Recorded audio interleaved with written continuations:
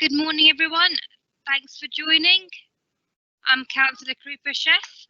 I'm the chair of the Audit Committee for West London Waste Alliance, and I represent Brent. So we'll start off with the agenda. Apologies first.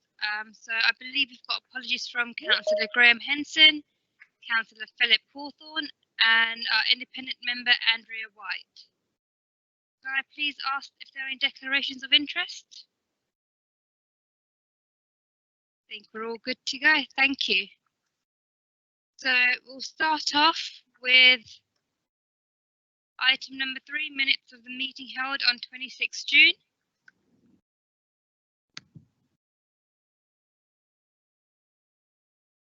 Page 3.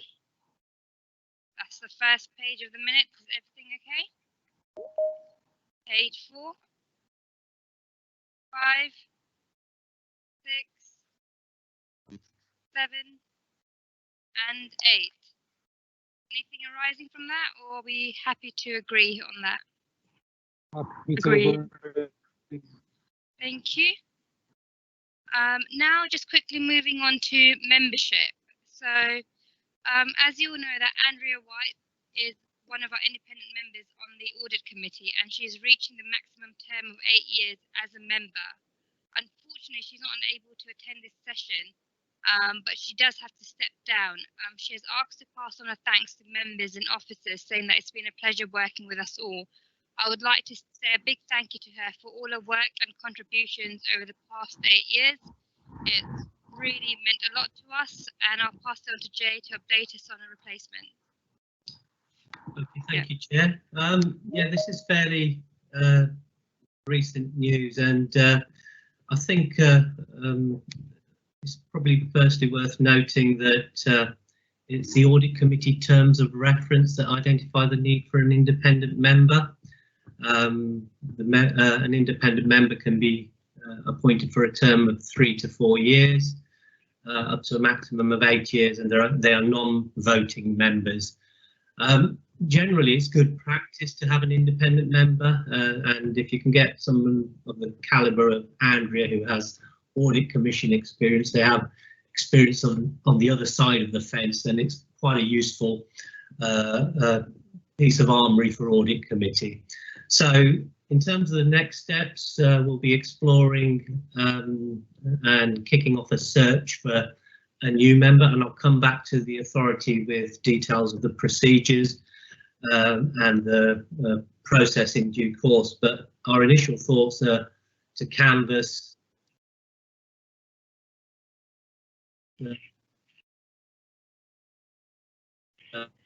Sorry, Jay, we're losing you.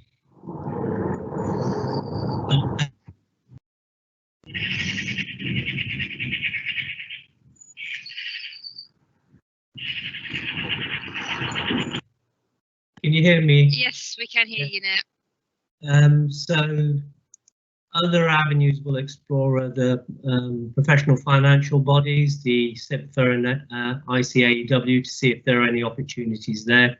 And failing all of those, we'll go into full-blown recruitment, advertising, and so on. So that's the initial plan. I think the only thing really for me to ask members is, do you wish to discuss the role of an independent member? Are you quite comfortable and happy for me to proceed with the search and the recruitment? Councillors, any questions, comments? Is everyone happy? I think it's a good idea. Go on, Councillor Sabir says, sorry, Cooper. Yeah, I think it's really good. Andrew made a real contribution, and I think that independent check on us is a good different viewpoint from what we have as councillors. So I definitely endorse looking for another one. Happy for you to lead on that. Julia? Thank you. Yes, I'm going to echo what you've just said. I think it is good to have somebody with that insight who's got the different view from elected councillors. Although we don't always think the same, it's useful to have someone with that professional insight, and I would approve of Jay leading that process to find someone suitable. Thanks, Julia. Graham? Thank you. Good morning, everyone. I totally agree with what Jay has been saying over the last few years, and it's been very helpful to have that independent person sitting there.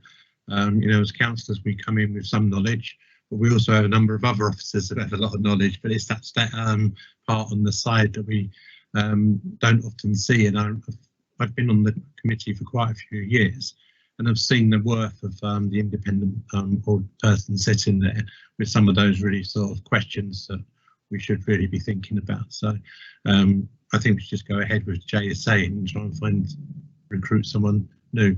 I'd also echo your points, Krupa, from the beginning of thanking them for the work they've done over the last few years. And it's been very useful and very helpful to the organisation as an association, and has been very helpful to us to manage our roles a lot better than I think we could have done.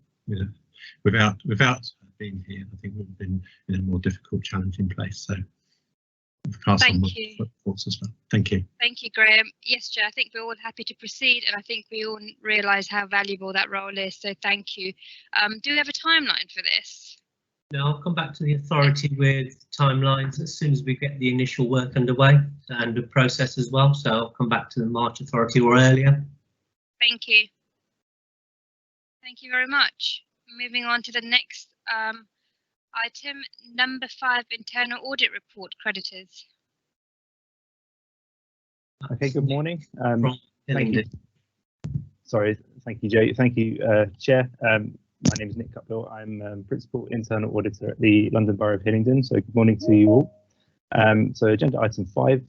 This presentation refers to agenda item 5 on pages 9 to 20 of your papers. The report presents the Audit Committee with summary information on the creditors audits, which was completed on the 18th of December. The creditors audit forms part of the 2020-21 internal audit plan.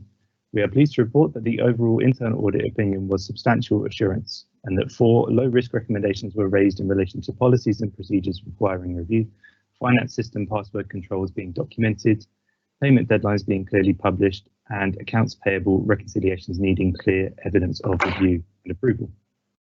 The first scope area in the review was policies and procedures, for which we provided reasonable assurance. We found that a range of policies and procedures were in place to support creditors' processes.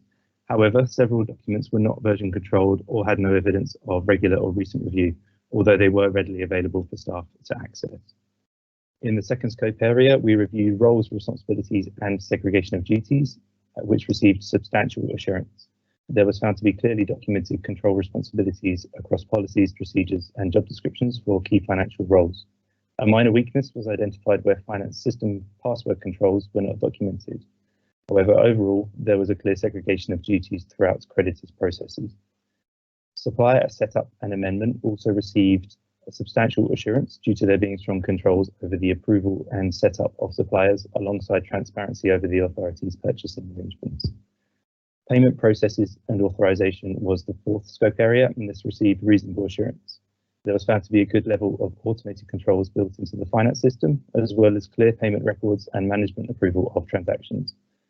Payment ledgers were found to be regularly reconciled, although there was an absence of evidence to show management review of these. Overall, payments were found to have been processed swiftly and in accordance with the authority's KPI thresholds, although a minor improvement could be made in communicating payment deadlines to officers. Finally, management information and reporting received substantial assurance, where strong payment performance was demonstrated and monitored as part of the authority's range of KPIs. There was therefore clear and sufficient management scrutiny of the authority's expenditure and any potential lapses in performance. This has been a brief summary of the creditors audit, but we are happy to answer any questions that you might have about this item. Thank you. Thank you very much, Nick. Any questions, comments? Is everyone happy with that? Thank you. Thank you very much, Nick. Moving on to the next item. Item number 6, internal audit report, contracts and procurement. Okay, thank you, Chair. This presentation refers to agenda item 6 on pages 21 to 32 of your papers. The report presents the Audit Committee with summary information on the contracts and procurement audit, which was completed on the 7th of January. The contracts and procurement audit forms part of the 2020-21 internal audit plan. We can report that the overall internal audit opinion was reasonable assurance, and that 3 medium risk and 2 low risk recommendations were raised in relation to financial checks being carried out consistently for prospective suppliers, contracts requiring completion and signature prior to commencement of services or works, contract award notices being published in line with legislation, and policies, procedures and training being reviewed. The first scope area was procurement policy and strategy, for which we were able to provide reasonable assurance. An approved annual procurement plan and accompanying policy were found to be in place, although the policy requires review and implementation of version control to ensure that it remains current. All documents were found to be readily available to staff. The second scope area was assessment of supplier viability and suitability, which received reasonable assurance. There were strong controls in place for the evaluation of tenders, with clear assessments and award methodologies in place. We could not evidence that financial health checks had been conducted and recorded consistently for each supplier, although the processes were found to be in place to facilitate such checks. For contract implementation, which was the third scope area, this received limited assurance. It was found that there was an absence of key controls where several services were operating without a signed contract in place or had been operating for over a year before a contract was signed. Analysis of contract awards also found that contract award notices were not published consistently in line with legislation. Finally, the fourth scope area of roles, responsibilities and training received reasonable assurance. Procurement processes were supported by clearly defined responsibilities for the conducting and approval of procurement exercises, with specialist contracts and procurement support in place both internally and externally. A minor risk was identified where we found no evidence of staff training on the authority's procurement rules, although a refresh of the procurement rules and introduction of accompanying operating procedures provides a good opportunity to introduce such training. This has been a brief summary of the contracts and procurement audit, but we are happy to answer any questions that you might have about this item. Thank you. Thank you very much for that, Nick. I see Julia's already got a hand up. Julia? Yes, thank you very much for the report. And I think it's just that when generally things are going well and there's good assurance is given, then when it says limited assurance, it sort of leaps out as being problematic. And I just wondered if any detail is possible about whether we're confident that the recommendations made on the contract implementation will successfully address the concerns that were raised in terms of the signed contracts not always being in place, and absence of key controls. I guess I'm just looking for a bit more reassurance that we're in a good place to address those, so that next time we look at that, we could feel, yes, actually, we do have the reassurances. Thanks, Julia. Yeah, sorry, Tom. Sorry, yeah, go ahead, Tom. Yeah, sorry, I was just going to say, in terms of the service and ensuring that these controls are in place, we certainly feel by this management action that we'll be able to make sure that that we do have the controls in place and the contracts are signed a bit faster. There are some occasions where, for commercial reasons, there will be a delay in signing, but we'll certainly endeavour to keep those to an absolute minimum. Yeah, the audit has flagged that, and it's something that we'll be looking at closely. Thank you, Mick. I think Graham was first, but I'll jump in. Sorry, ahead of you, Graham. In that context, thanks, group. It's again on this issue. You mentioned that there will be certain circumstances when we'll have to kind of sign the contract after the work is done. Sorry, Mick, you're breaking up there. I think we may have.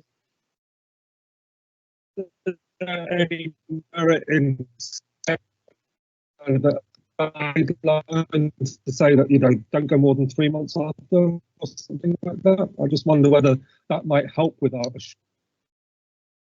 Sorry, Mick, you keep breaking up. Do you want to repeat your question? Yeah, sorry, probably my connection isn't too great because the video. Let me. I was basically saying, in terms of the assurance that we have to sign some contracts after work has started, do we need to set a specific deadline, for example, 3 months or so, that we use as a guideline to take us on that basis? Hopefully you have been able to hear that one. That was the gist of what I was trying to say. That was clear. Thanks, Mick. Thanks, Nick. Yeah, we had that.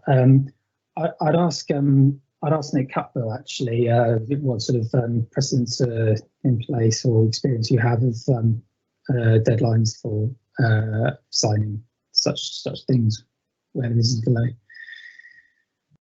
Yeah, thank you, Tom. I think this is something that, obviously not having legal expertise, we weren't too sure of when we were doing the audit, but we conducted sort of extensive research to see what the general consensus is for such scenarios, and the view is that the earlier the better. So I think putting a timeline on it might be quite difficult in terms of the complexity of some of the contracts. But certainly, if you were to aim for something like 3 months, that would provide some sort of definite timeline to do that. I'm not sure if it's as easy as putting a straightforward figure on it of 3 months or 6 months, obviously depending on the value, depending on the complexity of the contract. But the general consensus is from our research that the earlier the better. It avoids ambiguity, it avoids potential legal disputes, and the aim is to get the contract in place at an early stage on the basis of the terms tendered, and then any variations can be considered going forward. Sorry, everyone. Sorry, Chair, could I just add? It's Sarah from Hillingdon as well. Apologies to everybody for coming in late, as usual, technical difficulties. I just wanted to add also that as part of our audit programme, we do the follow-up work as well. So these recommendations are due to be implemented by the end of March this year, which means that internal audit will come in afterwards and do some further testing on new contracts to give assurances to the committee and to stakeholders as well with respect to how they're being implemented. So hopefully that should give you some further assurance as well that these are being done correctly. Thank you, Sarah. Graham? Thank you. There are occasions where you do operate a contract before it's signed. I know it's quite rare, but it does happen because of a number of technicalities and legalities that take place. But your risk is based around the value of the contract itself more than anything else. I just wondered if you can give us a flavour of some of the amounts or values of contracts if they've been unsigned for up to a year.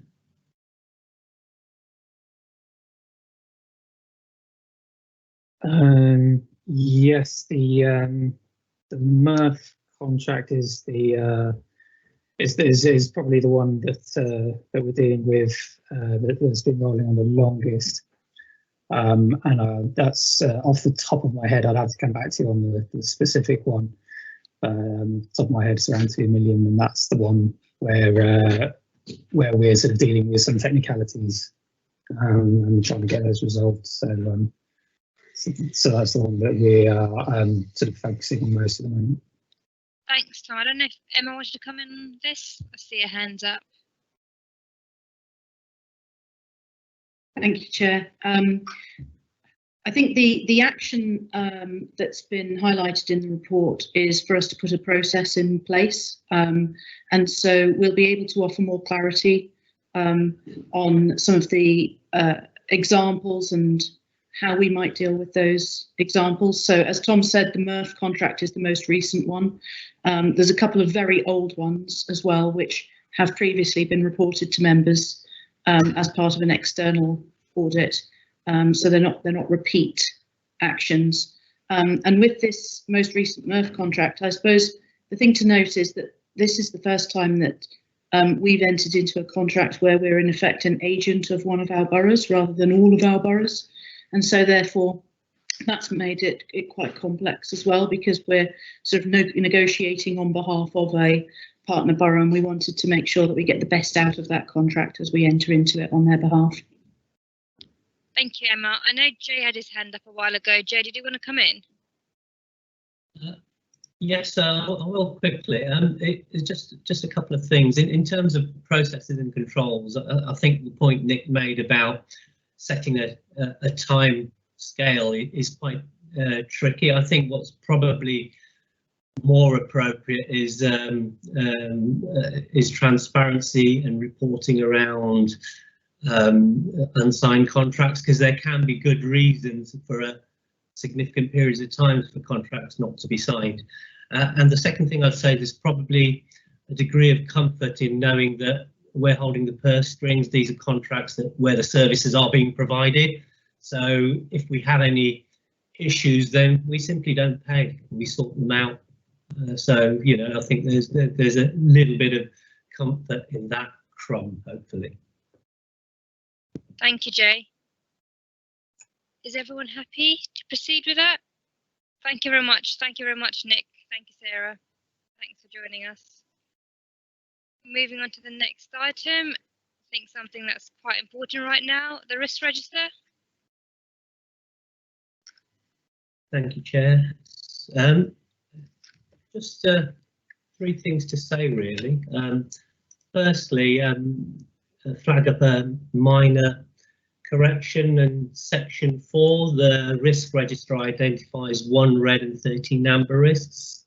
Just to flag that up.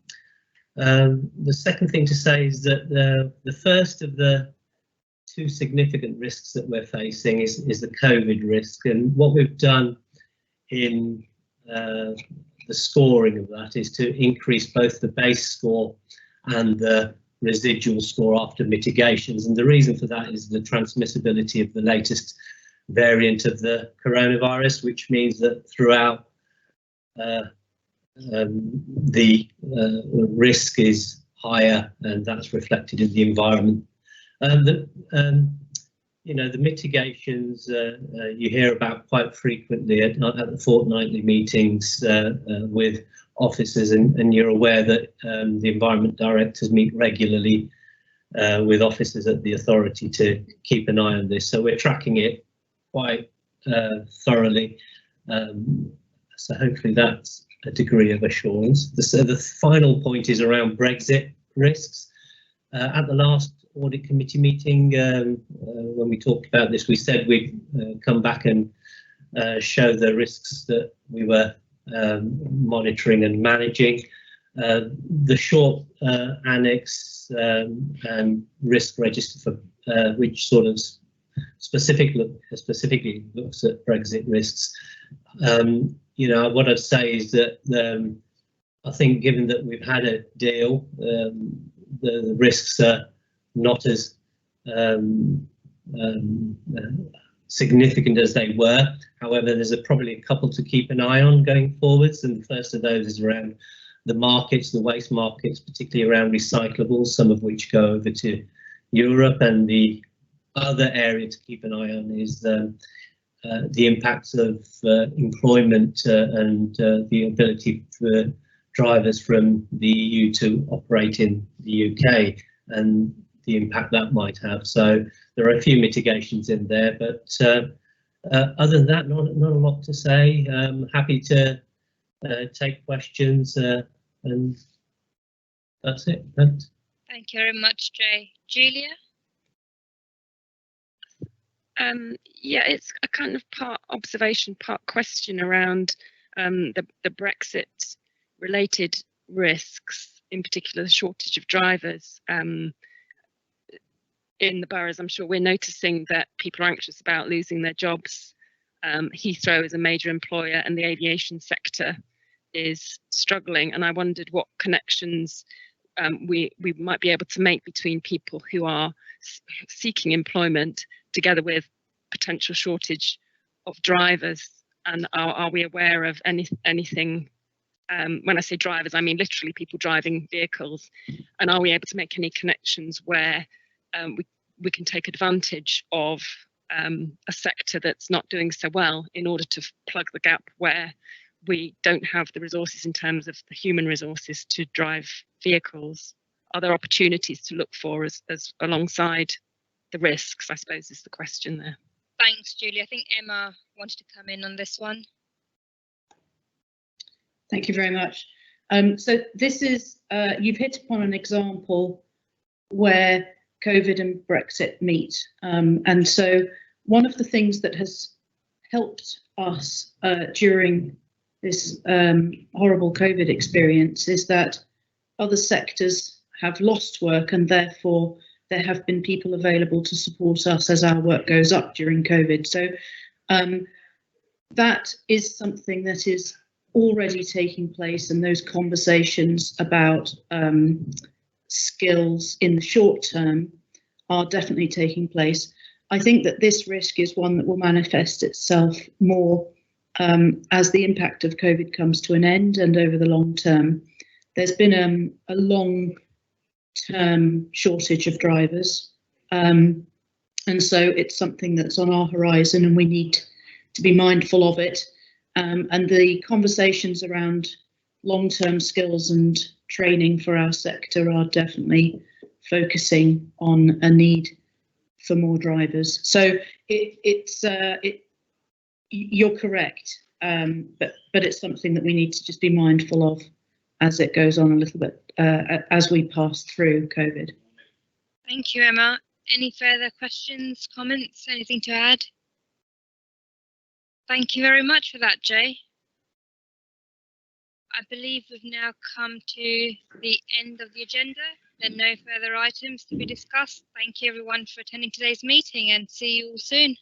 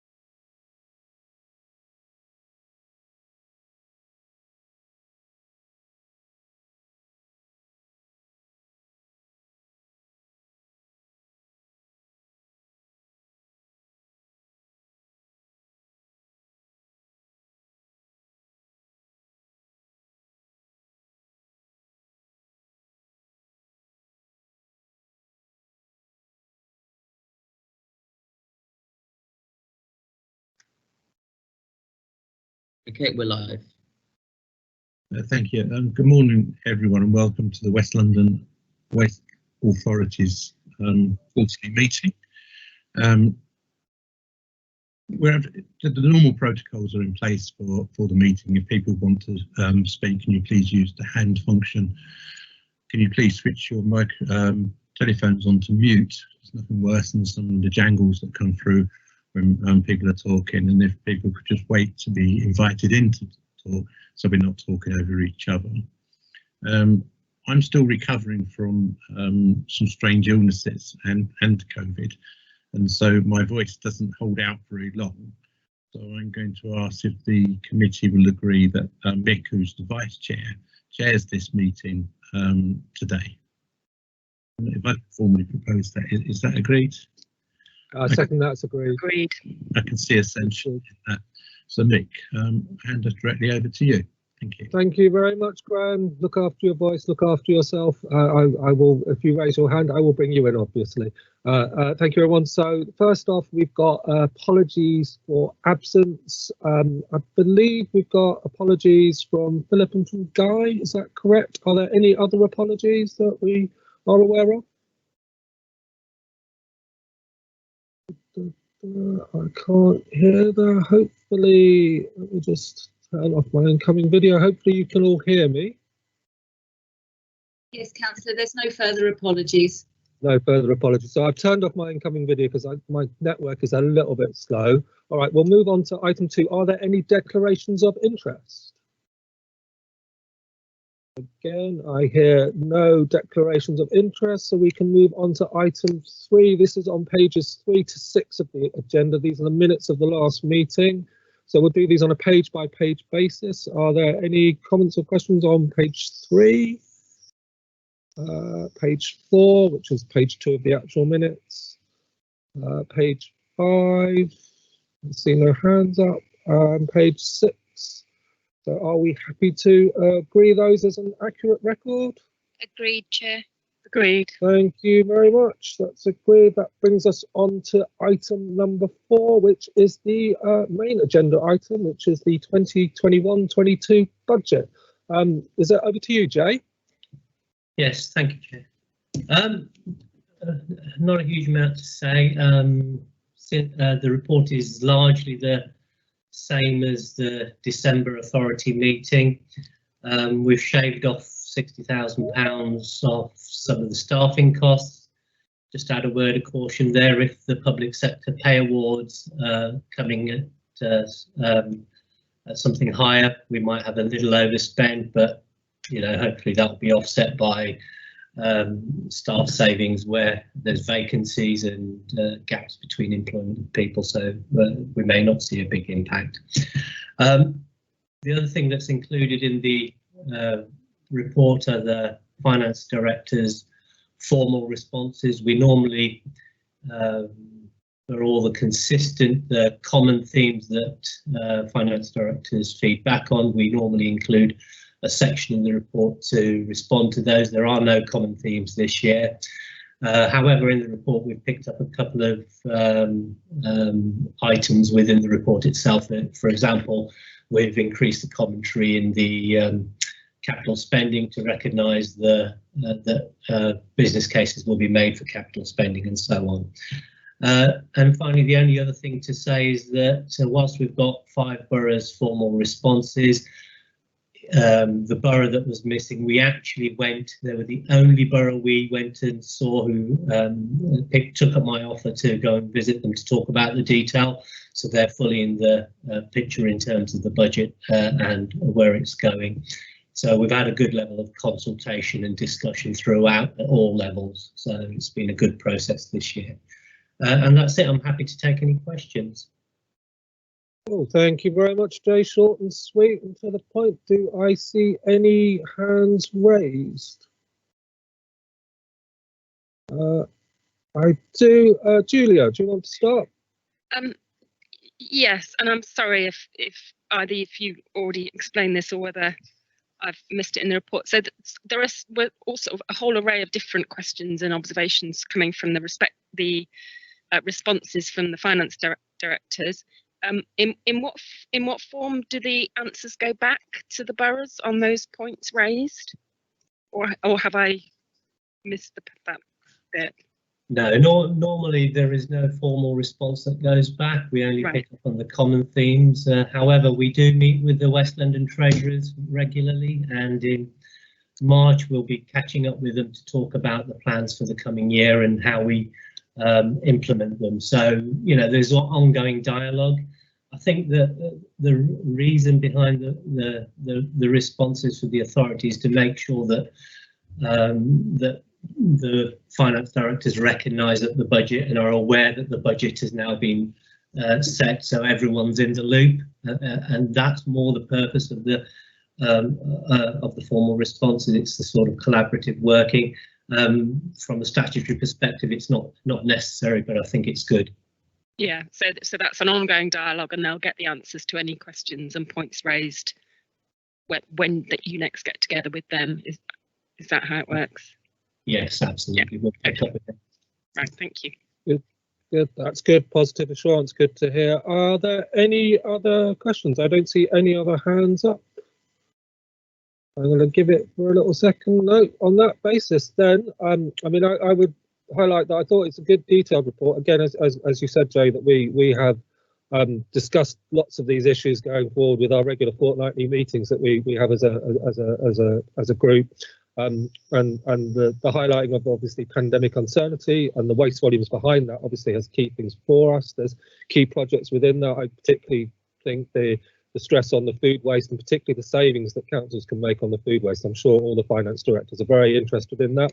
But yeah, it's a good detailed report. I believe we have recommendations. There are 6 of them on page 7. And if we can agree those 6 recommendations. Oh, sorry, Guy, Chair. you've got a question. Go for it, Guy. You're on mute at the moment. Sorry, apologies. I've been a bit confused by this meeting because apparently this is the audit committee, which I don't think I'm on, but I was trying to join the other meeting anyway. And I hope I'm on the same page as you, but I'm just looking at the I'm looking at 15.7 of the budget report, and it's a very odd chart in the sense that Hounslow, as you can see, is and Richmond to a slightly lesser extent are expecting a very large increase in the budgeted tonnage, and that certainly in Hounslow's case is based on our experience of what's happened. Despite our recycling rates going up, that our residuals gone up dramatically, well, not dramatically, but strongly during the pandemic, which continues. At the same time, you know, Ealing has very, very modest growth, and Hillingdon actually has a reduction. So it just doesn't, to me, it doesn't seem very credible, one way or the other. And you know, I fear that this will get some scrutiny with you know, clearly my concern is, you know, Hounslow out of control, you know, can't do recycling, the political runaround that we may get. Okay, I think in part these are definitely forecasts, and obviously point 15.8 reiterates that everything gets adjusted on the basis. But is there anyone who'd like to come in to clarify the modelling behind that for us? Jade, would you like to comment on that, please? Yeah, in terms of how the process works, you know, the sort of tonnage forecasts put together by borough colleagues, and we sense check them. The borough colleagues will tell us what service changes they're expecting and why those tonnages are moving as they are. I think the challenge for everyone has been forecasting next year. It's with COVID, we certainly know there's higher volumes of collected waste, but on the other side, we've got less volumes of household HRRC waste. So it's been a challenge for all of them, and absolutely the sort of volumes for boroughs are very disparate. They're in all sorts of directions, but that not only reflects some of the potential service changes that they're planning going forwards into the coming year. Some of the movement relates to service changes that were put in place last year that potentially haven't been delivered because of the pandemic this year. And those movements have made forecasting complicated and makes the movement in numbers look worse than they actually are. I think the comfort that members and our particularly our finance and environment colleagues at boroughs take is that we've got a mechanism where the payment for the waste is on a per tonne basis, and that allows us just to make sure that nobody pays more, or no borough pays more than it's actually disposing of. And I think what we'll see is once we get the other side of the pandemic, we will have far better predictability of waste volumes, as we have prior to the pandemic. We were pretty good before the pandemic. I think a lot of this is down to the sort of changing circumstances over the last year. So, Emma, do you want to comment on this point?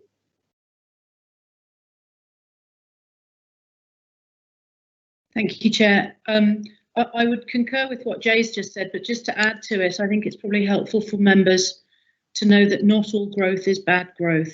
There's commercial waste as well that you get paid for, and it shows as a disposal cost in our budget, and we don't have visibility of the revenue, but that's going into the borough. Thank you, Emma. Julia, you've got a question? Yeah, well, firstly, I'm grateful to Guy for raising that, because that is something that I and colleagues had noticed as being odd, but we were aware that these numbers were based on borough forecasts. I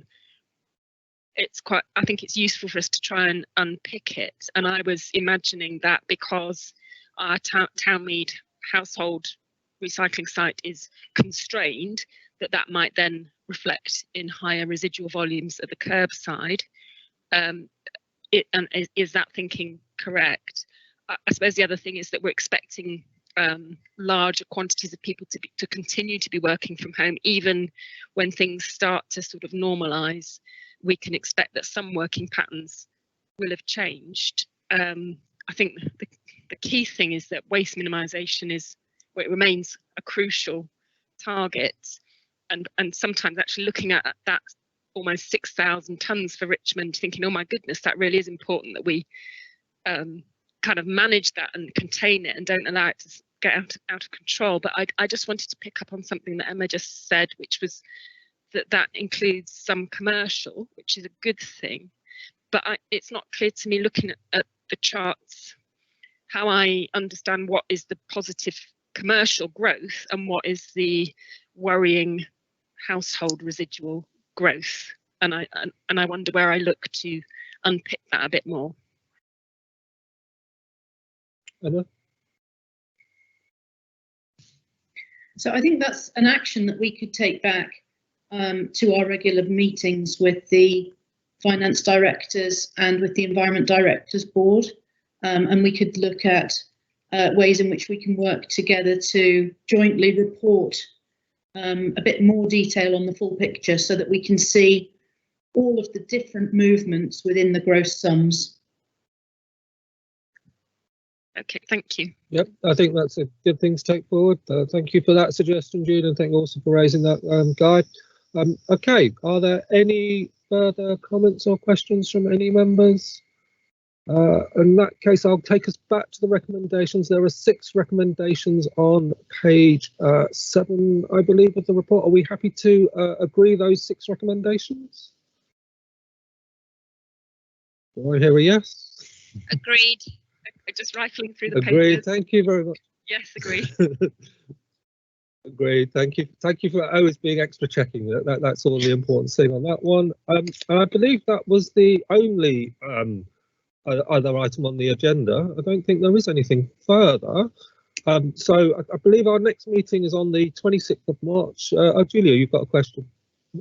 Yeah, it's in no way do I disagree with the recommendations. It's just a discussion that we'd had in Richmond about whether we call it DIY or whether we called it household construction and demolition. Obviously, DIY is a much easier little bit of shorthand, but it caused complications in understanding sometimes, and so it's just to fling that thought out there as to whether it's the best thing to call it for convenience. Obviously, it's very short and easy to say DIY, but is it an accurate reflection of what that sort of item actually is?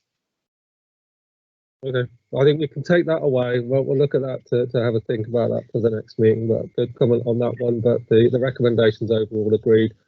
Thank you all very much for all your comments. There's an actual good action point out of this as well.